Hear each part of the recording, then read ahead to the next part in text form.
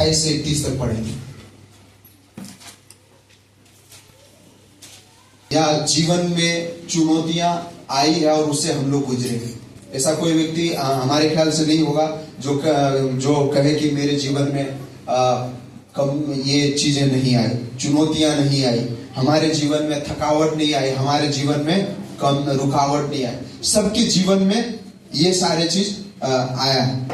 लेकिन क्या उन चीज से हम रुक गए? क्या हम वो जो चीज आया वो हमें हमारे जीवन में स्टॉप कर दिया? वो चीज जो है हमें क्या कर दिया? रोक दिया? नहीं। हम कुछ एग्जाम्पल जो है बाइबल से देख सकते हैं। वैसे मैं ज्यादा नहीं बताऊंगा, 2-3 व्यक्ति के बारे में बताऊंगा जिन्होंने अपने जीवन में चुनौतियों को पार किया, जिन्होंने अपने जीवन में वो सारी चीजों को महसूस किया। आज जब हम ये यशायाह उसका 40 का 28 से 31 पढ़ते हैं तो यहाँ पे बहुत ही अच्छी बातों को लिखा गया है। यहाँ पे इस चीज का हम शीर्षक दिए हैं, हमारी कमजोरी में परमेश्वर की शक्ति। जब वो चीज जो है उसके लिए जो है कई बार उनका जो लिमिट था सहने का वो उसके लिए वो कठिन पड़ता था। उन्हें पुत्र नहीं था जिसके कारण लोगों के बात को उन्हें सुनना पड़ रहा था और वो उसे जान पड़ता था कि ये हमारे लिए बहुत है, हमारा जो सहने की क्षमता है, जो हमें हमारा जो लिमिट है, जो जिसमें हम हैं उससे अधिक हम नहीं कर सकता। और वो इस चीज के लिए बहुत निराश थे उस चुनौती को। लेकिन जब हम आगे देखते हैं तो वो चुनौती को उन्होंने पार किया। पहला सामुएल में हम इस चीज को देख सकते हैं।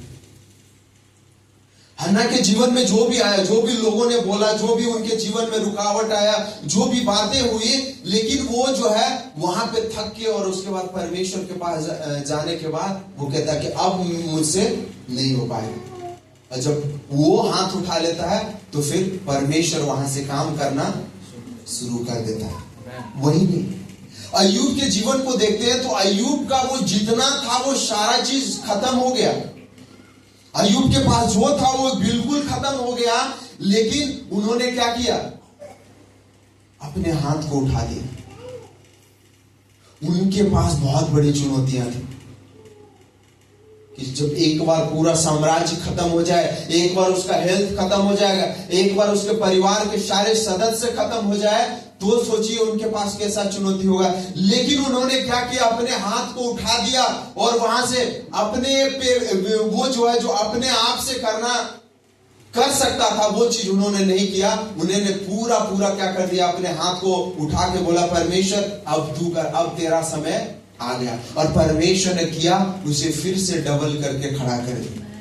यूसुफ के जीवन में देखते हैं, भाई ने उसका अपना भाई गड्ढा में डाल दिया, उसको बेच दिया, यहां तक कि वो जेल में रहा। उसके बाद वो बाहर आया। उन्होंने भी अपने जीवन में बहुत सारी चुनौतियों का सामना किया, परेशानी, संकट, लेकिन वो वहां पे रुका नहीं। वो चीज जो है उसको परमेश्वर से अलग नहीं कर पाया। जब परमेश्वर से अलग नहीं कर पाया तो परमेश्वर ने क्या किया? फिर से उसे खड़ा किया। परमेश्वर ने क्या किया? फिर से उसे एक अच्छे स्थान में लाया। फिर हमारे जीवन में भी चुनौतियां आएगी, नो डाउट। हम जिस संसार में रहते हैं, हम जहां पे रहते हैं, वहां ये सारी चीज भरी पड़ी हुई है और जहां पे भरी पड़ी हुई है ये चीज हमारे जीवन में आई है। लेकिन हमारे पास हमारा परमेश्वर है जो बहुत महान है। कई बार हम उसके शक्तियों को पहचान नहीं पाते, कई बार हम उनके सामर्थ को पहचान नहीं पाते कि परमेश्वर क्या हमारे लिए कर सकता है और परमेश्वर ने क्या इस्राएलियों के लिए किया। एक व्यक्ति के बारे में हम बताना चाहते हैं, उसका नाम था जॉर्ज मुलर। जो लोग बायोग्राफी इनका पढ़े वो बड़ा इंटरेस्टिंग है, आप पढ़िएगा ना तो आपका रोंगटा खड़ा जाएगा। हम जब कॉलेज में थे उस दौरान हम पढ़ रहे थे, ये बंदा जो है 20 साल तक जो अपना जीवन को पूरा एंजॉय किया, जैसा मन किया वैसा जिया। लेकिन जब परमेश्वर को इन्होंने जाना तो अपने जीवन को क्या किया? इन्होंने परमेश्वर के हाथ में सरेंडर कर दिया। और जब परमेश्वर के हाथ में सरेंडर कर दिया तो पूर्ण रीति से सरेंडर कर दिया। ये एक अनाथालय चलाता था जहां पे बच्चा को ये क्या करता था? रखता था, उसको शिक्षा देता था। एक दिन क्या हुआ कि ये जो है इनके पास ये जो है ना, कहा जाता है कि ये व्यक्ति जो है परमेश्वर पर विश्वास करता था, इसके पास कुछ रहे या ना रहे, लेकिन जो है ये परमेश्वर पर विश्वास करता था, भरोसा करता था, परमेश्वर इसके लिए करता था। जब एक दिन बच्चा हॉस्टल में था तो खाने के लिए इसके पास कुछ नहीं था, खाने के लिए कुछ भी नहीं था। वहां का जो वार्डन था उन्होंने बोला जॉर्ज मुलर को कि खाने के लिए कुछ नहीं है, बच्चा सब रेडी है, क्या करे? तो उन्होंने बोला बच्चा को डाइनिंग हॉल में बुला। बच्चा को डाइनिंग हॉल में बुलाया, उसके बाद बोला कि बच्चा को यहाँ बिठा, और खुद जॉर्ज मुलर वहां पे आके आया और बच्चों के साथ बोला प्रार्थना करो कि परमेश्वर अभी भोजन के लिए उपाय करे। क्या करे? प्रार्थना करो कि परमेश्वर भोजन अभी क्या करे, ब्रेड हमारे लिए उपाय करे।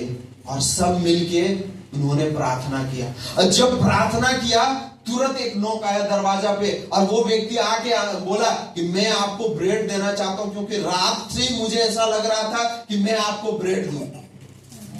परमेश्वर ने जो चीज मुझे आज चाहिए, परमेश्वर वो ऑलरेडी कल ही तैयार करके रखता है, लेकिन क्या हम उसके लिए प्रार्थना करते हैं? जॉर्ज मुलर जैसे प्रार्थना किया, उसको आज सुबह चाहिए, उन्होंने उसी समय किया, लेकिन परमेश्वर ने एक व्यक्ति के मन में काम कल ही करके रखा था कि कल सुबह तुझे जाके वहां पे ब्रेड को। और उन्होंने जब नॉक किया तो वहां पे जितने बच्चे बैठे थे उनके लिए ब्रेड को लाया। अब देखिए, जब ब्रेड को लाया तो केवल ब्रेड ही नहीं था, उसके बाद क्या होगा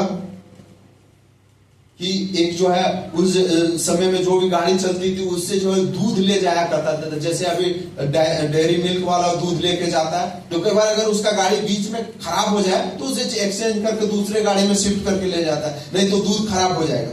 तो उस समय क्या हुआ, जस्ट उसका जो वहां पे था अनाथालय, वहां के जस्ट सामने पे क्या हो गया, एक दूध का गाड़ी खराब पड़ गया। अब बोला मेरा तो ये दूध बर्बाद हो जाएगा, चलो सब क्या करो। वो बंदा जिन्होंने ब्रेड को दिया वो अभी दिया ही था कि तुरंत जो है फिर से एक नोक आया, बोला कि मैं आपके लिए बहुत सारा दूध लाया, और उसके लिए दूध का भी बंदोबस्त हुआ। उन्होंने यहां पे एक चीज समझ सकते हैं कि जॉर्ज मुलर जो है प्रार्थना किया बच्चों के साथ, ब्रेड भी आया और ब्रेड के साथ साथ दूध भी आया। और जो है ये जॉर्ज मुलर का ये जो दो मुख्य बातें हैं, ये जो दो मुख्य बात अभी हम लोगों ने सुना, ये और बहुत सारी बातें जो हम देख सकते हैं उनके जीवन में किया। क्या हमारे पास वैसा है क्या?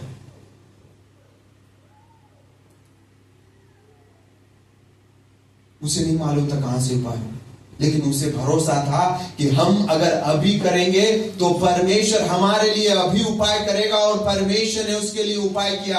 अगर हम भी परमेश्वर के सामने अपने हाथ को उठा लें और परमेश्वर को कहें परमेश्वर अब मुझसे यहां नहीं होगा, आप हमारे लिए कार्य करिए, तो परमेश्वर वहां से कार्य करना शुरू करे। कई बार हम लोग क्या करते हैं मालूम है, खुद हम काम करते हैं, चलो हमें करने दो, उसके बाद परमेश्वर को जगह नहीं देते।